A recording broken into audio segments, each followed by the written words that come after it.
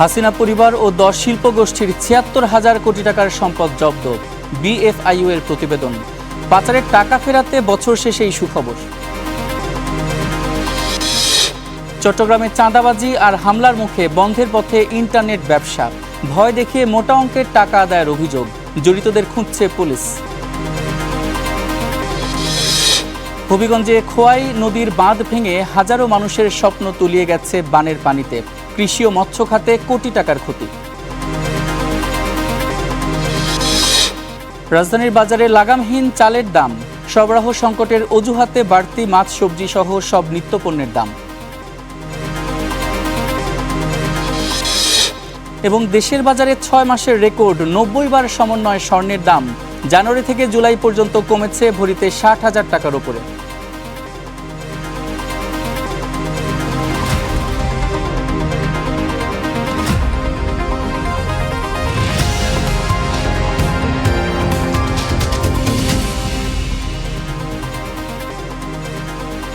স্বাগত স্টার বিজ টুডে, সঙ্গে আছি সাদিক হাসান ইমন। এতক্ষণ শিরোনাম শুনছিলেন, এবারে বিস্তারিত। হাসিনা পরিবার সহ 10 শিল্পগোষ্ঠীর ৭৬,০০০ কোটি টাকার সম্পদ জব্দ করা হয়েছে। এর মধ্যে বিদেশে জব্দ আছে 19,000 কোটি টাকা। বুধবার আর্থিক গোয়েন্দা ইউনিট বিএফআইইউ এর বার্ষিক প্রতিবেদন প্রকাশ অনুষ্ঠানে আয়োজিত সংবাদ সম্মেলনে এসব তথ্য জানানো হয়। এই সময় সংস্থাটির প্রধান জানান, চলতি বছরের শেষে পাচারের অর্থ ফেরানো নিয়ে সুসংবাদ আসবে। আর্থিক খাতে সন্দেহজনক লেনদেন বাড়ছেই। 2024-25 অর্থ বছরে রেকর্ড 30,199টি সন্দেহজনক লেনদেন শনাক্ত করেছে আর্থিক গোয়েন্দা সংস্থা বিএফআইইউ, যা এর আগের অর্থ বছরের তুলনায় প্রায় দ্বিগুণ। রিসিভ করেছি আমাদের ইন্টারনাল এজেন্সিগুলো থেকে। বুধবার সংবাদ সম্মেলনে সংস্থাটির বার্ষিক প্রতিবেদন প্রকাশ অনুষ্ঠানে আরও জানানো হয়, সন্দেহজনক ও ঝুঁকিপূর্ণ লেনদেনের সিংহভাগ সম্পন্ন হয়েছে দেশের ব্যাংকিং খাতের মাধ্যমে। ফাইন্যান্সিয়াল ইনস্টিটিউশন, এনজিও এবং ইন্স্যুরেন্স কোম্পানি এবং ডিএনএবিপির ইন্সপেকশন করি। পাচার ও দুর্নীতির মাধ্যমে লোপাট হওয়া সম্পদ পুনরুদ্ধারে তৎপরতা বাড়িয়েছে বিএফআইইউ। এখন পর্যন্ত দায়ের করা হয়েছে 98টি মামলা, যার মধ্যে 4টি মামলায় রায় হয়েছে আর চার্জশিট দাখিল করা হয়েছে 9টির। ব্যাংকের ক্ষেত্রে 93, ফাইন্যান্স কোম্পানির ক্ষেত্রে 12টা, ইন্স্যুরেন্স কোম্পানি 4টা, ডিএফএস 6টা, এভাবে ইন্সপেকশন করা হয়েছে। এর বাইরে আমরা বিভিন্ন প্রয়োজনে বা স্পেশাল প্রয়োজনের ক্ষেত্রে আলাদাভাবে 56টা স্পেশাল ইন্সপেকশন করা হয়েছে। এই হাসিনার পরিবার সহ দেশের 11টি শীর্ষস্থানীয় শিল্প গ্রুপের মোট ৭৬,০০০ কোটি টাকার সম্পদ জব্দ করা হয়েছে বলে জানায় বিএফআইইউ, যার মধ্যে 19,000 কোটি টাকায় জব্দ করা হয়েছে বিদেশে। ৭৬,০০০ কোটি টাকা আমাদের জব্দ করা হয়েছে, তার মধ্যে ৫৭,০০০ কোটি টাকা হলো আমাদের দেশের সম্পত্তির জব্দ এবং 19,000 কোটি টাকা হলো বিদেশের সম্পত্তির জব্দ। বিদেশে পাচার হওয়া অর্থের সঠিক পরিসংখ্যান দিতে পারেনি বিএফআইইউ। সংস্থাটির প্রধান বলছেন, এসব অর্থ দেশে ফেরানোর চেষ্টা চলছে। যে সম্পত্তিগুলি পাচার হয়েছে, এই সম্পত্তিগুলি পুনরুদ্ধারের জন্য আমাদের 2টি ধারায় আসলে আমাদের কার্যক্রম অব্যাহত আছে। একটি হলো ক্রিমিনাল প্রসিডিংস, আর হলো একটি civil proceedings. So criminal proceedings এর জন্য আসলে আমাদেরকে এমএলআরগুলি পাঠাতে হয়, আর তার পাশাপাশি সিভিল প্রসিডিংস এর জন্য আপনারা ইতিমধ্যে জেনেছেন যে আমাদের যে ব্যাংকগুলো থেকে পাচারের অর্থ দেশে ফেরাতে 180টি দেশের সঙ্গে সমঝোতা সই হয়েছে বলে জানায় বিএফআইইউ। গোয়েন্দা প্রতিবেদন তৈরি করে আমরা এটা আইন প্রয়োগকারী সংস্থার কাছে পাঠিয়ে। Walid Sakib, star news, Dhaka. চট্টগ্রামে সন্ত্রাসীদের দৌরাত্মে আতঙ্কে ইন্টারনেট সেবাদানকারী প্রতিষ্ঠানগুলো। চাঁদার জন্য কাউকে ফোনে হুমকি, কাউকে বা সন্তানের ছবি পাঠিয়ে ভয় দেখিয়ে আদায় করা হচ্ছে মোটা অঙ্কের টাকা। আর না দিলে প্রকাশ্যে চলে হামলা। এতে ব্যবসা গুটানোর উপক্রম অনেকের। এমদাদুল হকের রিপোর্ট। 2 কোটি টাকা চাঁদা চেয়ে না পেয়ে সোমবার চট্টগ্রামে ইন্টারনেট সেবাদানকারী প্রতিষ্ঠান digital.net অফিসে প্রকাশ্য দিবালোকে ঘটে এমন হামলার ঘটনা। তাতে ভয় আর আতঙ্ক ছড়িয়েছে খাত সংশ্লিষ্ট সবার মাঝেই। ভয়ে প্রকাশ্যে কেউ স্বীকার না করলেও তথ্য বলছে, চট্টগ্রামে বড় আরও কয়েকটি ইন্টারনেট পরিষেবা প্রদানকারী প্রতিষ্ঠানের কাছ থেকে হুমকি ধমকি দিয়ে মোটা অঙ্কের চাঁদা আদায় করেছে সন্ত্রাসীরা। তাদের কারো অফিসে হামলার হুমকি, কারো সন্তানের ছবি তুলে পাঠিয়ে দেখানো হয় ভয়ভীতি। এমন অবস্থায় প্রতিষ্ঠান গোটানোর উপক্রম অনেকের। আমার বাচ্চার ছবি তুলে রাস্তা থেকে যদি পাঠায় যে আপনার সন্তান স্কুলে যাচ্ছে, আমরা চিনি, আপনার সন্তানকে আমরা নিয়ে যাব, যদি টাকা না দেন তখন আমার অবস্থাটা কি হবে? আমরা খুব ভীত সন্ত্রস্ত অবস্থায় আছি, আমাদের জানমালের নিরাপত্তা নিয়ে আছি। এমন বাস্তবতায় নিরাপত্তা দাবিতে রাস্তায় নেমে বিক্ষোভও করেছেন খাত সংশ্লিষ্টরা। সচেতন নাগরিক সমাজের প্রতিনিধিরা বলছেন, এভাবে হুমকি দিয়ে প্রকাশ্যে হামলার ঘটনা আইনশৃঙ্খলার চরম অবনতিরই প্রমাণ। একটা অপরাধপত্র আপনারা দেখেছেন যে সামনে এসেছে, আর একজন মালিক তিনি কিছুটা লড়াই করেছেন, সেই জন্য সামনে এসেছে, উনি আক্রান্ত হয়েছেন। আর যারা আত্মসমর্পণ করেছে তাদের ঘটনাটা কিন্তু আসেনি। তাহলে ব্যবসায়ীরা কিন্তু সাফারার। তাই ব্যবসায়ীরা যখন সাফারার হবে, বিভিন্ন পেশা যখন সাফার করবে, তখন রাষ্ট্রের অর্থনীতি কিন্তু নির্বিঘ্নে চলতে পারে না। সোমবারের ঘটনায় মামলা হলেও মঙ্গলবার পর্যন্ত আটক হয়নি কেউ। পুলিশ বলছে, এ ঘটনার তদন্তের পাশাপাশি অন্যান্য প্রতিষ্ঠানেও এমন হুমকি বা চাঁদা দাবির সাথে জড়িতদের খুঁজে বের করতে কাজ চলছে। এখানে থানা পুলিশের পাশাপাশি আমাদের গোয়েন্দা সংস্থা কাজ করছে। ঠিক আছে, শক্ত হচ্ছে দমন করার জন্য আমাদের টিম কাজ করছে। সিসিটিভি ফুটেজ দেখে চিহ্নিত করার চেষ্টা চলছে। চট্টগ্রামে লাইসেন্সধারী ইন্টারনেট পরিষেবা প্রদানকারী প্রতিষ্ঠান আছে ১১৫টি, যাদের মাধ্যমে সেবা নেন কম বেশি ২০ লাখ গ্রাহক। ইমদাদুল হক, স্টার নিউজ, চট্টগ্রাম। হবিগঞ্জে খোয়াই নদীর বাঁধ ভেঙে আকস্মিক বন্যায় ঘরবাড়ির পাশাপাশি ক্ষতিগ্রস্ত হয়েছে কৃষি ও মৎস্য খাত। হাজারো মানুষের স্বপ্ন তলিয়েছে বানের পানিতে। বন্যার পানি নেমে যাওয়ায় সামনে আসছে ক্ষয়ক্ষতির চিত্র। প্রশাসন বলছে, ক্ষতিগ্রস্তদের পুনর্বাসনে দ্রুত ব্যবস্থা নেওয়া হবে। হবিগঞ্জ সদর উপজেলার নোয়াবাদ গ্রামের বর্গা চাষী ফজল মিয়া এনজিও থেকে ঋণ নিয়ে ২ বিঘা জমিতে করেছিলেন বেগুনের আবাদ। ফলনও হয়েছিল আশানুরূপ, কিন্তু খোয়াই নদীর বাঁধ ভেঙে বন্যার পানিতে ডুবে যায় পুরো ক্ষেত। গেছে, পুঁইশাক গেছে, জমিন গেছে, ২ জায়গা গেছে। একই চিত্র মৎস্য চাষী আরজু মিয়ার। অসুস্থ সন্তানের চিকিৎসার খরচ জোগাতে পুকুরের মাছ বিক্রির পরিকল্পনা করেছিলেন তিনি। পুকুরের মাছ ভেসে যাওয়ায় সেই আশাও শেষ। এখন সন্তানের চিকিৎসা আর নিজের ভবিষ্যৎ নিয়ে দুশ্চিন্তায় দিন কাটছে তার। আমার ছেলেটা অসুস্থ, আমি চাইছিলাম ওই হার্ট অ্যাটাক করছে, রিং লাগাইতাম চাইছিলাম ওই মাছ বেচা। ওখান রাত্রে ওটা ২টা সময় পানি আইয়া আমার মাছ সব লইয়া গেছি গা। গেল ৯ জুলাই রাতে অতি বৃষ্টি আর উজানের ঢলে হবিগঞ্জ সদর উপজেলার লস্করপুর ইউনিয়নের কালীগঞ্জ এলাকায় খোয়াই নদীর বাঁধ ভেঙে যায়। প্লাবিত হয় অন্তত ২০টি গ্রাম। ঘরবাড়ির পাশাপাশি ব্যাপক ক্ষতিগ্রস্ত হয়েছে ফসলি জমি, সবজি ক্ষেত আর মাছের খামার। সবকিছু হারিয়ে এখন চরম অনিশ্চয়তায় দিন কাটছে ক্ষতিগ্রস্ত পরিবারগুলোর। কিস্তিতে টেহা তুললে আমি ফসল ফলাইছি, বিরসার মধ্যে 2টা বিরসা করছি, বন্যা নিছি গা। একবারে কোনো কিছু আমরা এলাকাত কেউ কোনো কিছু দেয় না। এখন যদি সরকার থেকে মনে করেন আমরা কোনো কিছু পাই, তাহলে আমরা অনেকটা একটু সহযোগিতা হইব আর কি। জেলা কৃষি সম্প্রসারণ অধিদপ্তরের তথ্য অনুযায়ী সাম্প্রতিক বন্যায় হবিগঞ্জে ১,২৮৬ হেক্টর আউশ ধান, ২৪৮ হেক্টর শাকসবজি, ১৫০ হেক্টর বীজতলা এবং ২০ হেক্টর ফলের বাগান ক্ষতিগ্রস্ত হয়েছে।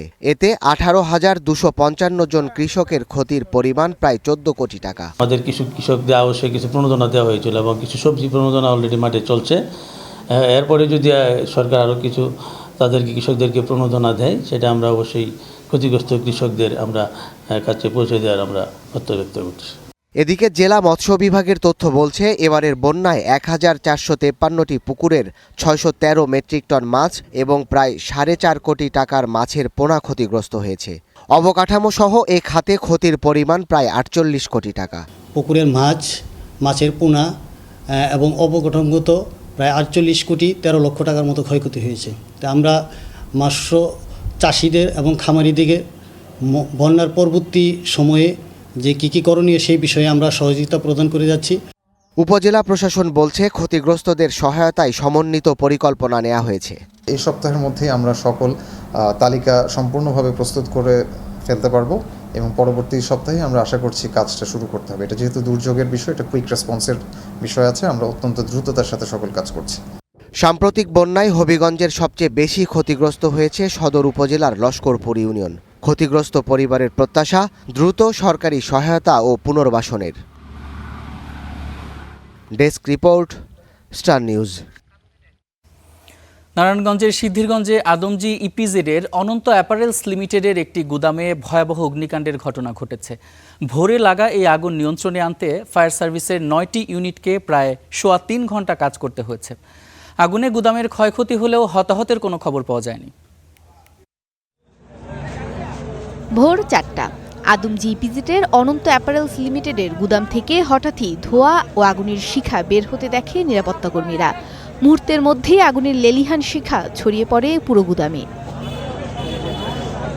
ভোরবেলা কারখানার ভেতরে পর্যাপ্ত আলো না থাকায় এবং আগুন দ্রুত ছড়িয়ে পড়ায় পাশের কারখানায় কর্মরত শ্রমিকদের মধ্যে ছড়িয়ে পড়ে আতঙ্ক।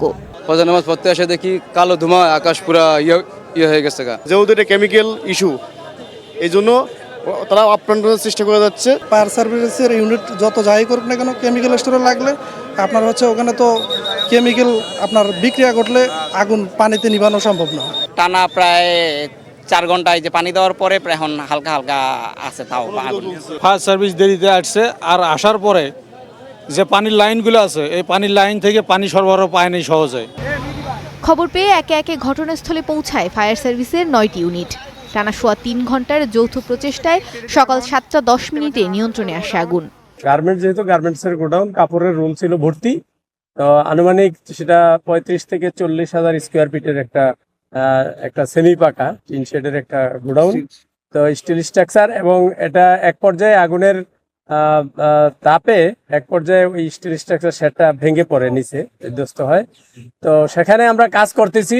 আমাদের এখানে ইপিজেড এর যে হাইড্রেন্ট সিস্টেম বা এর আশেপাশে যে সমস্ত প্রতিষ্ঠানগুলো আছে সেই প্রতিষ্ঠানের যে হাইড্রেন্ট সিস্টেম আছে সেগুলো ইউজ করে এবং আমাদের পানিবাহী গাড়ি দিয়ে এবং আমাদের এখানে যে বড় ড্রেন আছে সেখানে আমাদের পাম্পও সেট করেছি আমরা। এগুলো ছিল পানির উৎস, সেগুলো দিয়ে আমরা কাজ করছি। তো আমরা 7:10 আগুন আমরা নিয়ন্ত্রণে নিয়ে আসছি। এখন পর্যন্ত ক্ষয়ক্ষতির পরিমাণ এবং আগুন লাগার সুনির্দিষ্ট কারণ জানাতে পারেনি ফায়ার সার্ভিস। মৌমিতা মৌ, স্টার নিউজ, ঢাকা। বর্তমানে রাজধানীর বাজারগুলোতে সব নিত্যপণ্যের দামই বাড়তি।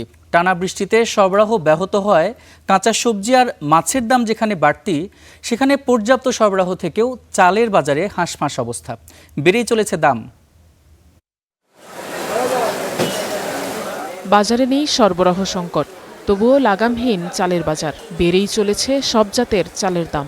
যেটা প্রিমিয়াম চাল বলা হয়, যে নাজিশাল প্রিমিয়াম, এটা গত 6 থেকে 8 মাস আগে 1900 টাকা ছিল 25 কেজির একটা বস্তা। তো এইটা এখন উনি চাচ্ছেন যে 2100 টাকা। আগে 70, 75, 80 কিনছি, এখন 90 টাকার উপরে ভাতের চাল। আর যেটা পোলার চালের কথা কি বলবো, আমাদের লাগানোর বাইরে।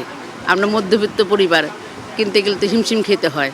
1 কেজি সরু মিনিকেট চাল কিনতে গুনতে হচ্ছে 70 থেকে 80 টাকা। আটাশ চাল কেজি প্রতি 55 থেকে 60, আর নাজির শাইলের দাম 85 থেকে 90 টাকা। 1 মাসে সব চালের দাম বেড়েছে 5 থেকে 10 টাকা পর্যন্ত। মোটামুটি ভালোই চড়া মনে হচ্ছে। আসলে ব্যাচেলার থাকি তো লুজ বস্তা নিলে একটা রেট রাখে ওনারা, লুজ নিলে একটা রেট, মানে আসলে একটু হিমশিম খেতে হচ্ছে। আমরা মাসে একবার মার্কেটে আসি, 1 বস্তা চাল নিলে 1 মাস চলে যায়। আমার কাছে একটু বেশি লাগতেছে দামটা।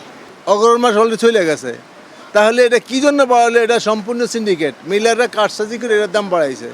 কয়েক মাসে পোলাওয়ের চালের দাম কেজি প্রতি বেড়ে ডাবল সেঞ্চুরিতে পৌঁছেছে। দেশের বাইরে চাল রপ্তানি বন্ধ না হলে আরও বাড়ার শঙ্কায় আছেন বিক্রেতারা। বাড়ছে আপনার পোলাও চালের দাম কেজিতে 30-40 টাকা বাড়ছে, আর আপনার নাজির চালের দাম 4-5 টাকা কেজিতে বাড়ছে। পোলাও চালের দাম ঈদের পর থেকে এখন পর্যন্ত কেজিতে আপনার 40 থেকে 50 টাকা বাড়ছে। এটা বাড়ার একমাত্র কারণ হলো বাইরে এক্সপোর্ট হইতেছে। মিলারদেরকে বললে মিলাররা বলে দেখি ধানের দাম বেশি, চালের দাম বেশি, ধান পাওয়া যাচ্ছে না। সরবরাহ ব্যাহত হওয়ার অজুহাতে স্বস্তি নেই কাঁচা বাজারেও। বিক্রেতারা জানিয়েছেন বৈরী আবহাওয়ার কারণে বাড়তি সবজির দাম। Afroza Lamia, Star news, Dhaka. নিয়ন্ত্রণমূলক শুল্ক তুলে নিলেও বাজারে কমেনি খেজুরের দাম। যদিও বাজেটে নিত্যপণ্য হিসেবে এই ফল আমদানিতে কর কমিয়েছে সরকার। আমদানিকারকদের দাবি, বন্দরে শুল্কায়নে কাস্টমস কর্তৃপক্ষ টন প্রতি খেজুরের আন্তর্জাতিক দামের চেয়ে বেশি মূল্য ধরায় বাজারে এর কোনো প্রভাব পড়েনি। অর্থনীতিবিদরাও বলছেন, সামান্য শুল্ক কমিয়ে নিত্যপণ্যের দাম কমানো যাবে না। রমজানে চাহিদা বেশি থাকলেও এখন সারা বছর জুড়েই বাজারে খেজুর পাওয়া যায়। ক্রেতাদের পছন্দের তালিকায় সবার ওপরে থাকে আজওয়া ও মরিয়ম। বর্তমানে খুচরা বাজারে প্রতি কেজি মরিয়ম 1200 টাকার বেশি, আজওয়া 1100 থেকে 1300 টাকা ও মিটজুল প্রায় 2000 টাকা কেজি দরে বিক্রি হচ্ছে। সুক্কারি 3 কেজি পাইকারি রেট 1800 টাকা, মরিয়ম 5 কেজি ওটার রেট হয়েছে 4500 টাকা। তারপর আজওয়া আছে 5 কেজি আছে, প্রিমিয়াম কোয়ালিটি যেটা ওটা 3 কেজি 2800-2900 টাকা বিক্রি হয়। অরিজিনাল যে সৌদি রাজুয়া ওটার দাম সবসময় বিক্রি বেশি থাকে, এটা তো পাবলিকে বোঝে না, পাবলিকে কয় ওখানে বেছে 600, আপনি চান 1600 বা 1500, ঘটনা কি? খেজুরকে নিত্যপণ্য হিসেবে বিবেচনা করে এর মূল্য কমিয়ে আনতে আমদানি পর্যায়ে 5% কর কমিয়েছে সরকার, কিন্তু বাজারে এর কোনো প্রভাব নেই।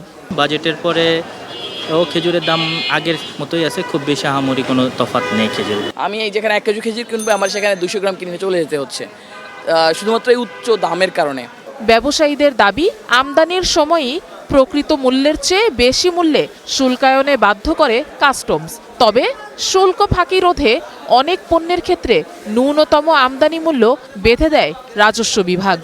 কিছুদিন পরেই আমাদের নতুন খেজুর আমদানি শুরু হবে, তো এই সময় যদি গভর্নমেন্ট রমজানকে ফলো করে রমজানের কমপক্ষে 4 মাস আগে খেজুরের শুল্কটা কমায়, তাহলে আমরা বাজারে নিশ্চিত করতে পারি যে ভোক্তারা খেজুরের পূর্ণ ফ্যাসিলিটিটা পাবে। ভোক্তার ওপর অতিরিক্ত দামের চাপ কমাতে শুধুমাত্র আমদানি পর্যায়ে কর কমানোর সিদ্ধান্ত যথাযথ নয় বলে মনে করেন অর্থনীতিবিদরা। সরকার একদিকে রেগুলেটরি ডিউটি কমাচ্ছে এবং তাতে কিন্তু অনেক ছাড় দিচ্ছে সরকার, মানে রেভিনিউয়ের উপরে কিন্তু একটা নেগেটিভ ইম্প্যাক্ট পড়ছে, কিন্তু তারপরেও কেন সরকার এটা করছে? কারণ তারা আসলে জনগণকে স্বস্তি দিতে চায়। আমাদের ভ্যালুয়েশনের জায়গায় হার দিতে হবে, মানে কাস্টমস ভ্যালুয়েশনে ওইখানে আসলে প্রাইস কতটুকু ধরছি আমরা। আসলে আন্তর্জাতিক বাজারে যে দামটা ছিল, যখন কেনা হয়েছে তখন যে দামটা ছিল, সেই দামের রিফ্লেকশনটা আমাদের এখানে ঘটছে কিনা, ওই দামটা এবং একই সঙ্গে শিপিং কস্ট, এটা দুটো ধরে হলো আমরা একটা হিসাব করি। এর পাশাপাশি স্থানীয় বাজারে আমদানি মূল্যের সঙ্গে দামের যে বড় ফারাক তা কমিয়ে আনতে নজরদারি বাড়ানোর পরামর্শ তাদের। Afroza Lamia, Star news, Dhaka. দর্শক, যেমনটা বলছিলাম, দ্রব্যমূল্য পরিস্থিতি নিয়ে বিস্তারিত আলোচনার জন্য আজ আমাদের সঙ্গে আছেন বাংলাদেশ রেস্তোরাঁ মালিক সমিতির মহাসচিব ইমরান হাসান। চলে যাচ্ছি তার কাছে। ইমরান হাসান, স্টার বি স্টুডিওতে আপনাকে স্বাগত। জি, ধন্যবাদ আপনাকে। আমরা কিছুক্ষণ আগেও রিপোর্ট দেখছিলাম, এই যে দ্রব্যমূল্যের ঊর্ধ্বগতি, প্রায় প্রত্যেকটি পণ্যের দামই বেড়ে যাচ্ছে। এই পণ্যের সাথে তো আপনারা ওতপ্রোতভাবে জড়িত, আপনাদের খাত। তো এই পণ্য বৃদ্ধির অভিঘাত আপনি কেমন দেখছেন? অ্যাজ ইউজুয়াল, আগের সরকারগুলো যেভাবে কথার বুলি আওড়িয়েছেন, কোনো কাজ হয়নি। এই সরকারও নতুন বাজেট দিয়েছেন, বলেছেন কমবে, আমরা কমার তো কোনো প্রতিফলন দেখছি না। আমি বিশেষ করে একটা এক্সাম্পল দিতে পারি যে পোলাওর চাল আমাকে কিনতে হচ্ছে অলমোস্ট 200 টাকা করে, কোনো কারণ ছাড়া। এবং এটার কারণ উদ্ঘাটন না করে যারা এটা সিন্ডিকেট করে তারাই দেখছি যে প্রাইম মিনিস্টারের সাথে মিটিং করেন। বিষয়টা হচ্ছে যে আপনি দেখেন, আমাদের এই বিষয়গুলো নিয়ে কথা বলার জন্য একটা সংগঠন আছে, যে আমাদের মাদার সংগঠন এফবিসিসিআই। আজকে 2 বছরের মতো এফবিসিসিআইতে কোনো আমাদের কোনো নেতা নাই, সেখানে প্রশাসক দিয়ে চালানো হচ্ছে।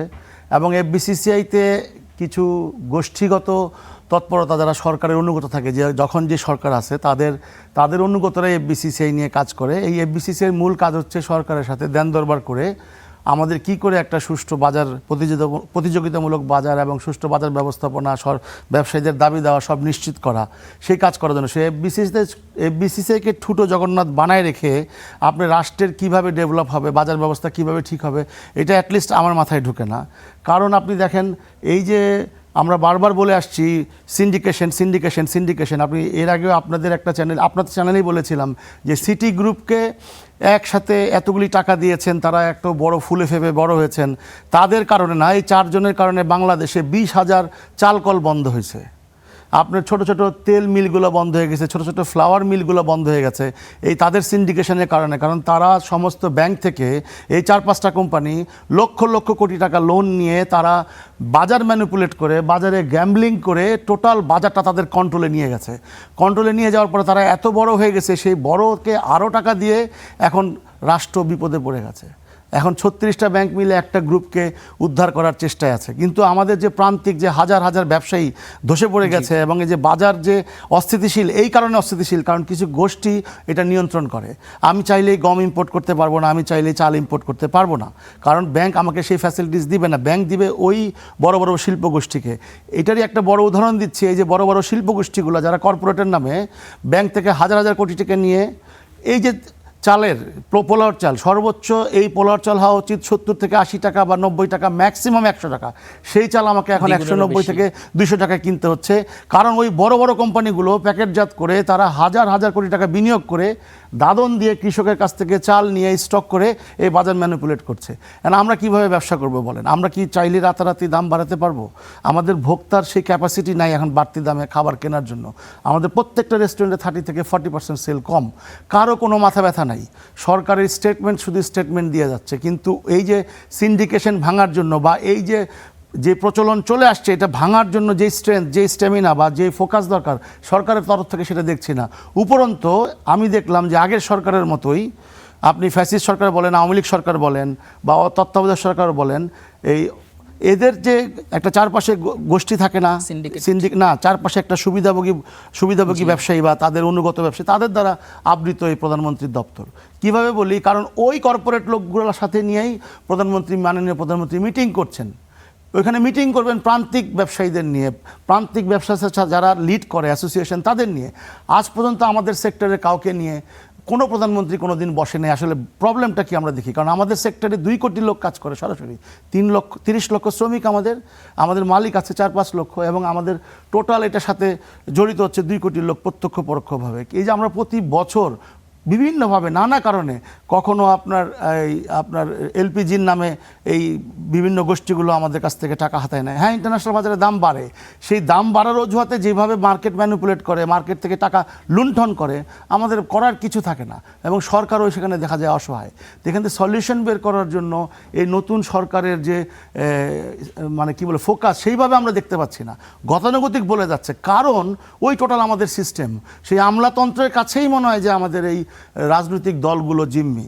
কারণ তা না হলে এই আমলাতন্ত্ররাই ওই কয়েকটা গোষ্ঠীকে স্টিল নাও ফ্যাসিলিটেট করছে, স্টিল নাও তাদেরকে কিভাবে আরও বড় করা যায় সেই চেষ্টা করছে বিভিন্ন জায়গায়। এবং আপনি দেখেন এক্সপোর্টের নামে কিছু গোষ্ঠী আমাদের প্রণোদনা নিয়ে যাচ্ছে চুরি করে, সোজা কথা, 2 নম্বরই করে প্রণোদনা নিয়ে তারা হৃষ্টপুষ্ট হচ্ছে, দেশ থেকে টাকা পাচার করছে। পাশাপাশি আমাদের যারা ক্ষুদ্র উদ্যোক্তা যারা আছে আমাদের এই রাষ্ট্রে, তাদেরকে কিভাবে মেরে ফেলা যায় সেই ব্যবস্থা করছে, শুধু ব্যবসাটা কুক্ষিগত করার জন্য। এইভাবে রাষ্ট্র চলতে পারবে না। একটা শিল্পনীতি দরকার, একটা ব্যবসায়িক নীতি দরকার, কে কোন ব্যবসা করবে, কে কোন ব্যবসা করবে না। আমি প্রতিদিন এই কথা বলে যাচ্ছি, কিছু না কিছু প্রতিদিন কোনো না কোনো ব্যবসা এই বড় বড় শিল্পগোষ্ঠী গ্রাস করছে, ব্যাংক খালি করছে, এবং তারা আবার বিপদে পড়ছে, ব্যাংক আবার ঝাঁপায় পড়ে তাদেরকে টাকা দিচ্ছে। তো এইভাবে চলতে থাকলে বাজার কোনোদিন স্থিতিশীল হবে বলে আমরা বিশ্বাস করি না। এই যে সরকার শুরু থেকেই বলছে যে জনগণ বান্ধব হবে এবং যারা গ্রাহক আছেন সেই গ্রাহকদের যথেষ্ট স্বস্তি দেওয়ার চেষ্টা করবেন বাজেটেও দেখা গিয়েছিল যে কিছু কিছু পণ্যের দাম একটু কমানোর ব্যাপারে তিনি বলেছিলেন, কিন্তু তার প্রতিফলন কি আসলে বাজারে দেখা যাচ্ছে? বাজার কি আসলে কোনো সিন্ডিকেটের জিম্মি হয়ে আছে কিনা? প্রথমে একটা বাজার তো সিন্ডিকেশন সারা বছরই জিম্মি, এটা বলার অপেক্ষা রাখে না। এভরিবডি জানে, বাংলাদেশের প্রত্যেকটা মানুষ জানে, কারণ আমাদের মানুষরা অসহায়, কিছু করার নাই। কারণ যেই বৈষম্যের কথা বলে গভর্নমেন্ট চেঞ্জ হয়েছে, যে বৈষম্যহীন বা একটা ন্যায় ভিত্তিক সমাজ গঠনের কথা বলে আমাদের এই 24-এর আন্দোলন হয়েছিল, সমতা যেখানে হবে, যেখানে আমাদের বৈষম্য থাকবে না, সেটা তো কোনো আমরা দেখতে পাচ্ছি না। বরঞ্চ কিছু লোক যারা এখানে তারা বেনিফিটেড হয়েছে। এখন আমরা যেটা বলতে চাই যে আপনি যদি বাজারে যে প্রতিফলনের কথা বলছেন, আপনি রাজনীতিবিদদের জিজ্ঞেস করেন যারা ক্ষমতায় আছে, তারা বলবেন না বাজার তো ঠিকই আছে। কিন্তু মূল প্রবলেমটা হচ্ছে আমাদের কিন্তু ক্রয় ক্ষমতা কমে গেছে আমাদের দেশের মানুষের। যখন ক্রয় ক্ষমতা কমে যায়, বাজারে কিন্তু আপনার ওই বাজারের পণ্যটা কিন্তু অ্যাভেলেবেল থাকে, বাজারে ওই রকম বিক্রি হয় না, কারণ আমরা নিজেরা টের পাচ্ছি আমাদের টোটাল সেক্টরটাই 40% সেল নাই, অন অ্যান এভারেজ 30 থেকে 40 সেল বহুদিন যাবৎ নাই। তাহলে আমরা যেখানে কনজিউম করতে পারছি না, উপরন্তু আমাদের বহু রেস্টুরেন্ট বন্ধ হয়ে যাচ্ছে, হাত বদল হচ্ছে, রেস্টুরেন্টের সাথে সাথে অনেক ছোট ছোট প্রান্তিক ব্যবসায়ী ঝরে যাচ্ছে। এখন ব্যাপারটা হচ্ছে এখান থেকে এই অর্থনীতির যে চরম খারাপ অবস্থা, এর মধ্যে একটা বড় দুর্যোগ হচ্ছে এই অতিবৃষ্টির কারণে। আপনি যাই দেখছেন যে আমরা ভয় পাচ্ছি, সরকার সংকটে পড়েছে, কয়েক লক্ষ হেক্টর জমি আপনার ফসল প্লাবিত হয়েছে। তারপরে আবার দেখেন বৈশ্বিক যে অর্থনৈতিক টালমাটাল, বৈশ্বিক যে যুদ্ধ ব্যবস্থা চলছে, সব কিছু মিলে আমি জানি সরকার খুব পেরেশানিতে আছে, কিন্তু একটা প্ল্যান তো দরকার। আমরা 6 মাস চলে যাচ্ছে কিন্তু সরকারের অলমোস্ট, কিন্তু আমরা দেখছি যখন ওই গোষ্ঠীগুলো সুবিধাভোগী গোষ্ঠীগুলো যখন প্রাইম মিনিস্টার অফিস কেন্দ্রিক তার আশেপাশে ওই সুবিধা নিয়েই তারা বসে আছে, এবং শুধু রাজনীতি করার কারণে দুষ্ট কিছু লোককে জায়গায় জায়গায় বসানো হয়েছে, তারা কিন্তু সরকারের কোনো ভালো করবে বলে আমরা বিশ্বাস করি না। হ্যাঁ, আপনার কর্মী থাকতে পারে, আপনার নিবেদিত নেতা থাকতে পারে, তাদেরকে অন্য কিছু দেন, কিন্তু রাষ্ট্রের কিছু মৌলিক জায়গা আছে সেখানে, যেমন ন্যায় বিচারের একটা বিষয় আছে, ন্যায় বিচার থেকে আমরা টোটালি বঞ্চিত। বিচার ব্যবস্থা ধ্বংসের দ্বার প্রান্তে, আমরা যে ক্ষতিগ্রস্ত, কোথাও যায় যে বিচার পাবো সেই সুযোগটা নেই। আপনার এই শিক্ষা ব্যবস্থা পুরো ধ্বংসের দ্বার প্রান্তে।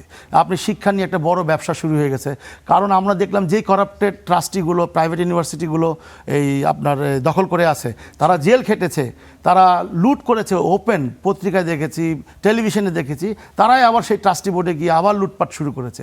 সেইখান থেকে আপনি কিভাবে একটা ভালো শিক্ষা মানে কি বলে শিক্ষা ব্যবস্থা গড়ে তুলবেন, আমার তো বোধগম্য হয় না। এইরকম প্রত্যেকটা জায়গায় আপনি দেখবেন যে হাই স্কুলগুলো, বিভিন্ন কলেজগুলো গভর্নিং বডি চেঞ্জ হয়ে গেছে, সেখানে চলে আসছে দলীয় অনুগত যারা আছে। তো সেই সিস্টেমের চেঞ্জ হলো কোথায়? সেখানে যাওয়া কথা ছিল শিক্ষাবিদদের। এখন দেখেন রাস্তায় কথায় কথায় আন্দোলন চলছে। একটা আন্দোলন হলে আমাদের ব্যবসা চরম ক্ষতিগ্রস্ত হয়। কালকে সারাদিন ঢাকা শহর স্ট্রাইক ছিল শুধু ছোট্ট সিলি কারণে। সেইখানে আমাদের উচিত ছিল আমাদের মন্ত্রী মহোদয়ের আরও সংযত আচরণ করা, এই জেনারেশনের পালস বোঝা, যে জেনারেশন আসলে কী চায়। আমরা মুখে বুড়ি হলে আগের মতো রাজনীতি করলে কিন্তু এই রাজনীতি টিকবে না। সেটাই আমরা বলছি যে বাজার ব্যবস্থার সাথে সমস্ত কিছু রিলেটেড। কারণ আমার আয় কমে গেছে, আমি পারচেস করতে পারছি না, সেখানে একটা বড় ধাক্কা। সেকেন্ড ধাক্কা হচ্ছে আমাদের টিকে থাকার সংগ্রাম। আমরা দেখেন বলে আসছি, এই মালিক সমিতি থেকে বহুদিন বলেছি যে ভ্যাটের আওতায় সবাইকে আনেন। আপনি শুনে অবাক হবেন, এই 50 বছরে এই ভ্যাট চালু হয়েছে 91 থেকে, ধরেন 35 বছরে ভ্যাট নিবন্ধন হয়েছিল গত ডিসেম্বর পর্যন্ত 6 লাখ সামথিং। আমাদের কথা বলার পরে মিডিয়া আমরা ব্যাপকভাবে বলেছি, অর্থমন্ত্রী মহোদয় হয়তো আমি জানি না আমাদেরকে থ্যাঙ্কস দিবেন কি না, কারণ আমরা এই চেঁচামেচির পরে 1,66,000-এর মতো ভ্যাট নিবন্ধন বেড়েছে। আমরা বলেছি এইটা এই বছর 20 লাখ করা সম্ভব। এখন সেইটা না করে আমরা যারা ভ্যাট দিচ্ছি আমাদের উপর কিন্তু খরচ কমে নাই, এবং সরকার আমাদের একটা দাবি মানে নাই। হ্যাঁ, একটা দাবি মানছে, ভ্যাট বাড়ায় নাই, কিন্তু সম্পূরক শুল্ক কমায় নাই। আপনার আমাদের যে ট্যাক্সেশন ইজি করার কথা বলেছি, যে ভ্যাটের সাথে ট্যাক্স নিয়ে নেন, সেটা কমায় নাই। কিন্তু আমার কথা হচ্ছে যে কীভাবে, তাহলে আমরা তো ওই বলা পর্যন্তই সমর্থ। সেই জন্য আমরা আপনার মাধ্যমে বলতে চাই, অবিলম্বে FBCCI-কে কার্যকর করা দরকার, এবং ভৈফোর যত সংগঠন আছে, অ্যাসোসিয়েশনের নামে যারা এই ভোট বাণিজ্য করে, এগুলির অবিলম্বে একজন এমন কাউকে, ডাইনামিক কাউকে দেওয়া হোক, সে সমস্ত সংস্কার করে অন্তত শর্ট টাইমে একটা ভালো ইলেকশন, ফেয়ার ইলেকশন দেখ, আমাদের ব্যবসায়ীদের প্রতিনিধি আসুক, আমরা সেখানে সিস্টেম অনুযায়ী আমাদের FBCCI-এর মাধ্যমে আমরা সরকারের সাথে দেন দরবার করব, এবং সরকার অবিলম্বে বসে একটা শিল্পনীতি করা হোক। একটা শিল্পনীতি করে কিভাবে এই দেশের বেকারত্ব দূর করা যায়, কিভাবে নতুন নতুন ইন্ডাস্ট্রি করা যায়। আরেকটা বিষয় আপনার মাধ্যমে বলে রাখি, আপনার পৃথিবীতে বহু সিস্টেম আছে, আপনি বহু ব্যবসায়ী এখন জেলে বন্দি আছে দল করার কারণে, দুর্নীতি করার কারণে, কিন্তু তাদের প্রতিষ্ঠানগুলো বন্ধ। সেইখানে একটা বিশাল বেকারত্ব হয়েছে। এই সরকারি শিকার অনুযায়ী প্রায় 15 থেকে 20 লক্ষ শ্রমিক কর্মচ্যুত হয়েছে। এই ফ্যাক্টরিগুলো বন্ধ, সেগুলি ফ্যাক্টরি চালু করার জন্য সরকার ইনিশিয়েটিভ নিয়েছে। আমরা বলেছি যারা জেলে আছে তাদেরকে বের করে, প্রয়োজনে এখন GPS সিস্টেম অনেক লক করা আছে, তাদের পাসপোর্ট সিজ করা হোক, তারা যেন বাইরে যেতে না পারে। তাদেরকে ধরে এনে তাদের ব্যবসা ঠিক করে, তারা যেই ঋণ নিয়েছে সেই ঋণগুলো টেক ওভার করুক, তাদের প্রতিষ্ঠানগুলো চালানো হোক। তাইলে হয়তো একটা আমাদের যা হওয়ার তো হয়ে গেছে, এই ধ্বংসপ্রাপ্ত ইকোনমি যদি দাঁড় করাইতে হয়, তাহলে সবাইকে নিয়ে কাজ করতে হবে। সুসংগঠিত একটি পরিকল্পনা, আমি বিশ্বাস করি সবাইকে নিয়ে কাজ করতে হবে। আপনি কাউকে বাদ দিয়ে শান্তি শৃঙ্খলা আসবে না।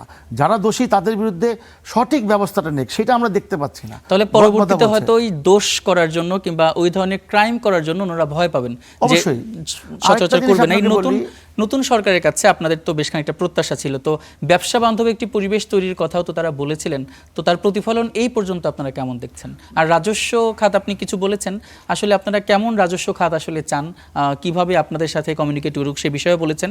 আর একটু বিস্তারিতভাবে জানতে চাই যে ভ্যাট নিয়ে তো আপনাদের মহল থেকে মাঝে মাঝে অভিযোগ শোনা যায়, সেই অভিযোগগুলো কিভাবে দূর করা যেতে পারে? দেখেন, আমরা একটু সময় লাগবে। আপনার ওই লোক বলতে একই লোক বল, সিস্টেম তো একই। আমরা বলেছি যে টোটাল সিস্টেমটাকে ঢেলে সাজাতে হবে। সরকারের যে উচ্চবিলাসী বাজেট, আমি বলবো না, বাট উচ্চবিলাসী আমাদের এই সময়ে প্রেক্ষাপটে, কিন্তু সেটাও বাস্তবায়ন সম্ভব। কিন্তু সেটা বাস্তবায়ন করতে গেলে আপনাকে সবাইকে ভ্যাট ট্যাক্সের আওতায় আনতে হবে, এটা আমরা বারবার বলেছি। আমি বেশি ফোকাস দিচ্ছি যে আপনি সবাইকে আওতায় আনেন। আমি কিছু মুষ্টিময় ভ্যাট দিব, অন্য কেউ দিবে না, ট্যাক্স দিব, অন্য কেউ দিবে না, এটা তো হতে পারে না। আমরা সবাইকে আওতায় আনলে বলেছি যে ভ্যাট আপনার ইয়ার অভাব হবে না, রাজস্বের কোনো অভাব হবে না। এবং রাজস্ব যে ব্যয়, সেই ব্যয় সংকোচন নীতিতে ব্যয়ও যদি আপনি সংকোচন করেন তাহলে কিন্তু আমাদের বাজারটা কিন্তু ক্ষতিগ্রস্ত হবে। আপনি যদি উন্নয়ন না করেন, ডেভেলপমেন্ট ওয়ার্ক না হয়, তাহলে কিন্তু আমার বাজারে অর্থনীতির চাকা ঘুরবে না। তো সেইটাই ব্যয়টা হবে কোনটা ব্যয় নেসেসারি, কোন ব্যয়টা আমাদেরকে আরও সমৃদ্ধির পথে নিয়ে যাবে, ওই প্ল্যানিংটা। আমি আপনাকে যেটা বলতে চাচ্ছি যে ব্যবসায়িক বান্ধব পরিবেশের সাথে দেশের পরিবেশটাও ইম্পর্ট্যান্ট। আমাদের যেই পশ্চিমা শক্তিগুলো, যাকেই বলেন, যে কোনো নট অনলি পশ্চিমা শক্তি, আমাদের দেশকে আমরা সবাই মিলে ওন করতে পারি নাই। যারা তাদের টার্গেট ছিল, পশ্চিমা শক্তি বলেন, আমরা যাদেরকে ভারতীয় বলি বা পাকিস্তানি বলি বা চায়না শক্তি বলি, যাদের আমরা দালাল বলি একে অপরকে, আমরা আসলে সবাই মিলে এই ভাগাভাগিতে ওরা সমর্থ হয়েছে আমাদেরকে বিভাজন করতে। ওরা এমনভাবে আমাদেরকে এখন বিভাজন করে দিয়েছে যে এই ঘৃণার বাষ্প, যে ঘৃণার বীজ বপন করে ওরা দিয়েছে, সেটাই এই বীজটা আজকে বিশাল গাছ হয়ে গেছে। আজকে এই গাছ উপড়ে ফেলতে হবে। সেই উপড়ে ফেলার জন্য যেই লিডারশিপ দরকার, আমি আশা করেছিলাম যে আমাদের মাননীয় প্রধানমন্ত্রী দেশের বাইরে 17 বছর ছিলেন, ওনার অনেক কর্মকাণ্ডই খুব ভালো লাগে। কিন্তু আমার বিশ্বাস যদি উনি এগিয়ে এসে বিভাজন দূর করে সবার নেতা হয়, উনি শুধু বিএনপির নেতা না, উনি যদি সবার নেতা হয়, তাহলে এই আমরা ভয় পাচ্ছি। কারণ পলিটিক্যাল স্ট্যাবিলিটি না হলে আপনি যত কিছুই বলেন না কেন, এই বিভাজন বা আরেকটা দল বাইরে থাকবে, আরেকটা দলের বিরুদ্ধে আপনারা যুদ্ধ ঘোষণা করবেন, ওরা যুদ্ধ ঘোষণা করবে, মাঝখানে তো আমরা জনগণ। তো এখন তাহলে কি হবে? উন্নয়নও হবে না এবং বিনিয়োগ তো আসবে না। আপনার দেশের রাজনৈতিক স্থিতিশীলতা যদি না আসে, বিনিয়োগ কখনোই আসবে না। আপনার যার যার কাজ সে সেটা করবে। সেনাবাহিনী ব্যবসা করবে না, আপনার কোনো বাহিনী ব্যবসা করতে পারবে না, তারা শুধু তাদের দেশ রক্ষা করবে। তাদের সমস্ত ব্যবসা বন্ধ করে দেওয়া উচিত। যার যে কাজ সে কাজ করবে। আমাদের জবাবদিহিতামূলক এই আপনার দরকার, আমলাতন্ত্র দরকার, যারা জবাব দিবে তাদের জবাবদিহিতার আওতায় আনতে হবে। আমার জন্য যে আইন, তাদের জন্য সে আইন, সবার জন্যই একই আইন। সেটাই বলছি। সব কিছু মিলে আমি কাউকে ভাগ বাটোয়ারা দিলাম ক্ষমতায় থাকার জন্য, তারা হৃষ্টপুষ্ট হয়ে বড় হয়ে আমাকেই প্রভাব বিস্তার করলো এবং অনিয়ম চলতেই থাকলো, দুর্নীতি চলতেই থাকলো, আপনাদের ব্যাংক লুট চলতেই থাকলো। এইভাবে তো একটা রাষ্ট্র চলতে পারে না। যে আপনি বলছিলেন যে বহির্বিশ্বে একটা চাপ কিন্তু আছে বর্তমান সরকারের প্রতি, এবং অন্তর্বর্তী যে অনিয়মগুলো হচ্ছে সেগুলো তো আসলে চোখে পড়ার মতো। তো আপনাদের ব্যবসায়ী সংগঠনগুলো আসলে এর বিরুদ্ধে কি স্টেপ নেওয়া বা কি ধরনের কাজকর্ম করা উচিত ছিল বা করা যেতে পারে? দেখেন, ব্যবসায়িক সংগঠনগুলো সবসময় দালালি করেছে, কারণ ওইটার জন্য ওই দলগুলো দায়ী, যারা ক্ষমতায় ছিল তারাই দায়ী। তারা, আমি বিশ্বাস করি, আমি এইটুক লেখাপড়া তেমন করি নাই, এইটুক আমি বুঝি যে আমাকে যদি কেউ সমালোচনা করে আমি তাকে অ্যাপ্রিসিয়েট করি, আমার ভুলগুলো সে ধরিয়ে দিচ্ছে। কিন্তু বাংলাদেশের কালচার হচ্ছে তেলবাজি করে করে এমন জায়গায় নিয়ে যায় সে নিজেও জানে না যে আসলে তার গায়ে কোনো কাপড় নেই। তো ওই আমাদের যে সুবিধাভোগী যে ব্যবসায়ীগুলো আছে, যারা হৃষ্টপুষ্টে অনেক বড়, তারা সমস্ত সরকারের সাথে, যখনই যে সরকারি আসে, কিছু সুবিধাভোগী ব্যবসায়ীরা তাদের আখের তারা গুছায় নেয়, কিছু আমলারা তাদের আখের তারা গুছায় নেয়, কিছু বাহিনীর লোকজন তাদের আখের তারা গুছায় নেয়। রাষ্ট্র কিন্তু আজকে একটা গভীর সংকটে। একটা ভালো ট্রান্সপোর্টেশন এখন পর্যন্ত আমরা পাই নাই। যে আপনি দেখেন, পুরো ঢাকা শহর ডুবে গেছে, পুরো দেশে বেকারত্ব এমন একটা জায়গায় চলে গেছে, ক্রাইম বেড়ে গেছে, ক্রাইম এতভাবে বেড়ে গেছে চিন্তাও করা যায় না। আপনি যদি একটা স্বস্তির জায়গা না দেন, তাহলে তো আমরা ছোট ছোট ব্যবসায়ীটা টিকবে না।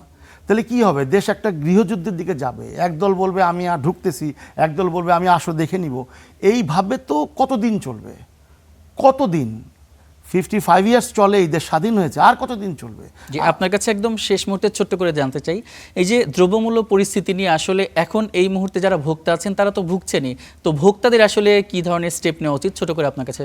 আমি ভোক্তা হিসেবে একটা কথা বলতে চাই, সরকারের উচিত অবিলম্বে ব্যাংকটাকে রিফর্ম করে সাধারণ ব্যবসায়ীদেরকে সুযোগ দেওয়া এবং কম্পিটিশনে আরও অনেক লোকজন নিয়ে আসা। বড় বড় ব্যবসায়ীদেরকে কন্ট্রোল তো করা যাবে না, কারণ ওরা এমনভাবে আমাদের দেশটাকে মানে তাদের গ্রিপে নিয়ে নিছে, আপনি চাইলে তাদের বিরুদ্ধে রাতারাতি কোনো ব্যবস্থা করতে পারবেন না। সেই জন্য ভালো বিশেষজ্ঞদের নিয়ে একটা প্ল্যান করে কি করে আপনি প্রান্তিক ব্যবসায়ীদেরকে সংযুক্ত করবেন মেইন স্রোতে, যারা ঝরে পড়ে গেছে। এই যে 20,000 চাল কলের কথা বললাম, আপনার ময়দার মিলের কথা বললাম, অল্প কয়েকজন গুটি কয়েকজন এমন টেকনোলজি নিয়ে আসছে যে আমার ওইটা চিনি কল ছিল বাংলাদেশে, এগুলোকে দুর্বল করে দেওয়া হয়েছিল। আমাদের কৃষিটাকে বেস করে, কৃষিটাকে বেস করে এই কৃষি আমাদের উৎপাদনটা বাড়ানো যদি যায়, আমাদের এই বড় বড় কোম্পানিগুলো যদি একটা সিস্টেমের মধ্যে বেঁধে দেওয়া যায়, তোমরা তেল ইম্পোর্ট করতেছো, আমরা বহুবার বলেছি এই তেলগুলো তোমরা বাংলাদেশে পাম অয়েল প্রোডাকশন করো, 5-7 বছর লাগে পাম গাছ হওয়ার জন্য। আমাদের পার্বত্য অঞ্চলে বিশাল এলাকা খালি, ওদেরকে বলে যদি দেওয়া হয় 5 বছর 7 বছর 8 বছরের মধ্যে তোমার 50% প্রোডাকশন, যে কাঁচামাল তোমার প্রোডাকশন করতে হবে, তাহলেই তুমি ব্যবসা করতে পারবা। এবং আমাদেরকে সরিষাগুলো ওই যে সরিষা নিজেদের প্রোডাকশন বাড়াতে হবে। আমাদের অনেক সুযোগ আছে। আমাদের কৃষকরা কৃষিকাজ করতে চায় না। কেন চায় না? তারা ঢাকায় এসে একটা টেসলা নিয়ে নেমে গেলে এর চেয়ে ভালো ইনকাম।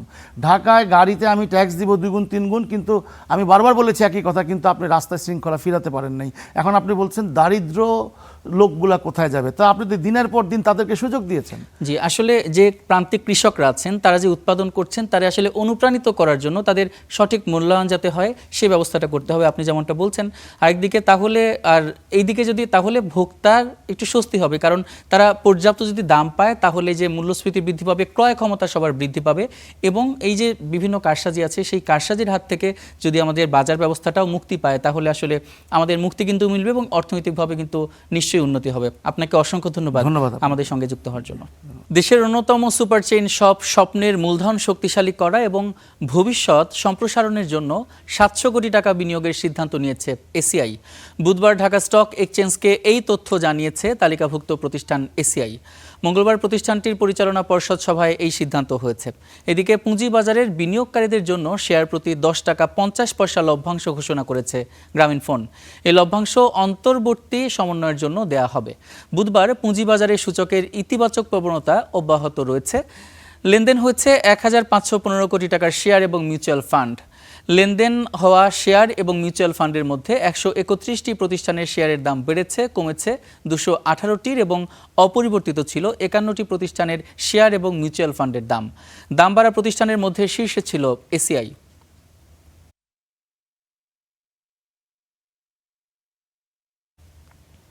দেশের বাজারে 22 ক্যারেটের 1 ভরি স্বর্ণ বিক্রি হচ্ছে 2,19,808 টাকায়, আর 21 ক্যারেটের প্রতি ভরি স্বর্ণের দাম 2,09,893 টাকা। 18 ক্যারেটের 1 ভরি স্বর্ণ বিক্রি হচ্ছে 1,80,267 টাকা এবং সনাতন পদ্ধতির 1 ভরি স্বর্ণের দাম 1,47,316 টাকা। সবশেষ মঙ্গলবার স্বর্ণের নতুন দাম সমন্বয় করেছে বাংলাদেশ জুয়েলার্স সমিতি বাজুস। আন্তর্জাতিক বাজারেও প্রায় 2% কমে 1 আউন্স স্বর্ণ বিক্রি হচ্ছে $4,031।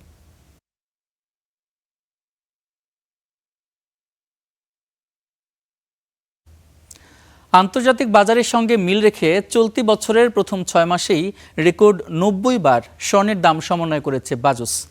জানুয়ারির শুরুতে প্রতি ভরি স্বর্ণ 2,24,182 টাকা থাকলেও জানুয়ারির শেষে ইতিহাসের সর্বোচ্চ 2,86,000 টাকায় পৌঁছায়। সব মিলিয়ে জানুয়ারি থেকে জুলাই পর্যন্ত 60,000 টাকার উপরে কমেছে 1 ভরি স্বর্ণের দাম। বর্তমানে দেশে 22 ক্যারেটের প্রতি ভরি স্বর্ণ বিক্রি হচ্ছে 2 লাখ টাকার উপরে। 2026 সালের শুরু থেকে জুলাই মাসের মাঝামাঝি পর্যন্ত দেশের বাজারে স্বর্ণের দাম অসংখ্যবার সমন্বয় করা হয়েছে। আন্তর্জাতিক বাজারে প্রতি আউন্স স্বর্ণের দাম সর্বোচ্চ $5,300 উঠে এখন নেমেছে $4,000। বাংলাদেশ জুয়েলার্স সমিতি বাজুস আন্তর্জাতিক বাজারের সঙ্গে মিল রেখে স্থানীয় বাজারে পিওর গোল্ড বা তেজাবি স্বর্ণের দাম ঘন ঘন পরিবর্তন করেছে। বছরের শুরু থেকে জুলাই মাসের মাঝামাঝি সময় পর্যন্ত দেশের বাজারে স্বর্ণের দাম সমন্বয় করা হয়েছে 90 বারের মতো। এর মধ্যে স্বর্ণের দাম বাড়ানো হয়েছে মোট 44 বার এবং ক্রেতাদের স্বস্তি দিয়ে দাম কমানো হয়েছে 45 বার। এছাড়াও ভ্যাট সংক্রান্ত নিয়মের কারণে আরও একবার দামের ক্ষেত্রে বিশেষ সমন্বয় করা হয়েছিল। জানুয়ারির শুরুতে 22 ক্যারেটের প্রতি ভরি স্বর্ণের দাম ছিল 2,24,182 টাকা, আর জানুয়ারির শেষে সেই দাম বেড়ে হয়েছিল 2,86,000 টাকা, যা দেশের ইতিহাসে স্বর্ণের সর্বোচ্চ দাম। পরবর্তীতে মধ্যপ্রাচ্যের উত্তেজনার জেরে প্রতিনিয়ত ওঠানামা করেছে স্বর্ণের দাম। জুলাই মাসের শুরুতে বিশ্ববাজারে বড় দরপতনের প্রভাবে দেশের বাজারেও কমতে শুরু করে স্বর্ণের দাম। সর্বশেষ কমে দেশের বাজারে 22 ক্যারেটের 1 ভরি স্বর্ণ বিক্রি হচ্ছে 2,19,808 টাকায়। বছরের প্রথম 6.5 মাসের এই চিত্র বলছে দাম বাড়া ও কমার পাল্লা প্রায় সমান হলেও স্বর্ণের এই দাম ওঠানামার কারণে পুরো সময় জুড়ে ক্রেতা ও বিক্রেতাদের এক চরম অনিশ্চয়তার মধ্য দিয়ে যেতে হয়েছে। এদিকে আন্তর্জাতিক বাজারেও চলতি বছরের শুরু থেকেই ছিল অস্থিরতার মধ্যে। 6 মাস আগে আন্তর্জাতিক বাজারে স্বর্ণের দাম ছিল $5,327, বাংলাদেশের টাকার হিসেব করলে 2,46,323 টাকা। আর বর্তমানে আন্তর্জাতিক বাজারে স্বর্ণের দাম $4,022, টাকার হিসেব করলে 1,85,978 টাকা। সেই হিসেবে দেশের বাজারের সঙ্গে আন্তর্জাতিক বাজারের দামের পার্থক্য অনেক বেশি। দফায় দফায় দাম বাড়ায় সাধারণ ক্রেতাদের যেমন নাগালের বাহিরে চলে যাচ্ছে এই অলংকার, তেমনি ঘন ঘন দাম পরিবর্তনের কারণে স্বর্ণের মজুত নিয়েও বিপাকে পড়ছে অনেক দেশ। মায়েশিকা রহমান, স্টার নিউজ। বিশ্ববাজারে তেলের দাম হু হু করে বেড়ে অপরিশোধিত তেলের দাম ব্যারেল প্রতি $85 ছাড়িয়ে গেছে, যা গত 1 মাসের মধ্যে সর্বোচ্চ। অন্যদিকে মার্কিন অপরিশোধিত জ্বালানি তেলও বিক্রি হচ্ছে বাড়তি দামে। অন্যদিকে মার্কিন অপরিশোধিত তেলও 1% বেশি বেড়ে বিক্রি হচ্ছে $80। গত রোববার সাইপ্রাসের একটি পতাকাবাহী কন্টেইনারে জাহাজের ওপর হামলা চালায় যুক্তরাষ্ট্র। এর পরপরই হরমুজ প্রণালী বন্ধ করার ঘোষণা দেয় তেহরান। এই প্রণালীর নিয়ন্ত্রণ নেওয়ার হুমকি দেন মার্কিন প্রেসিডেন্ট ডোনাল্ড ট্রাম্প। এরপর থেকেই বিশ্ববাজারে বাড়তে শুরু করে জ্বালানি তেলের দাম। এদিকে ইরান বুধবার বাহরাইন, কুয়েত, জর্ডান সহ বিভিন্ন দেশের মার্কিন ঘাঁটিতে পাল্টা হামলা চালালে হরমুজে 20% হারে শুল্ক আদায়ের পরিকল্পনা থেকে সরে আসার ঘোষণা দেয় ট্রাম্প।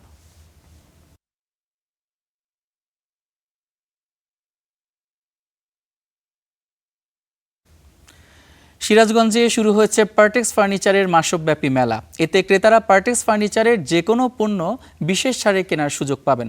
বুধবার সিরাজগঞ্জ শহরের SB ফজলুল হক রোডে পার্টেক্স ফার্নিচারের পরিবেশক হাসান অ্যাসোসিয়েটস শোরুমে মেলার উদ্বোধন করেন পার্টেক্স ফার্নিচারের উপদেষ্টা KM আলী। 15 জুলাই থেকে শুরু হওয়া মেলা চলবে আগামী 16 আগস্ট পর্যন্ত।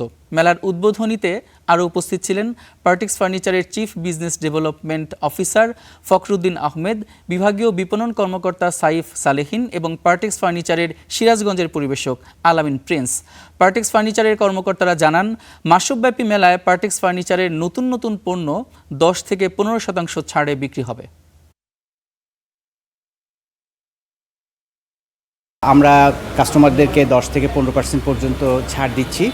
আর আমাদের মেইন টার্গেট হচ্ছে যে আমরা নতুনভাবে অনেক ধরনের প্রোডাক্ট ডেভেলপমেন্ট করেছি, সেই প্রোডাক্টগুলো ডিসপ্লে করে এবং কাস্টমারকে অ্যাট্রাকশন করে কাস্টমারকে এনে তারপর হচ্ছে গিয়ে তাদের চাহিদা মোতাবেক আমরা প্রোডাক্ট সরবরাহ করার জন্য টার্গেট নিয়েছি। এই ছিল স্টার বিজ টুডে। এতক্ষণ সাথে থাকার জন্য অসংখ্য ধন্যবাদ।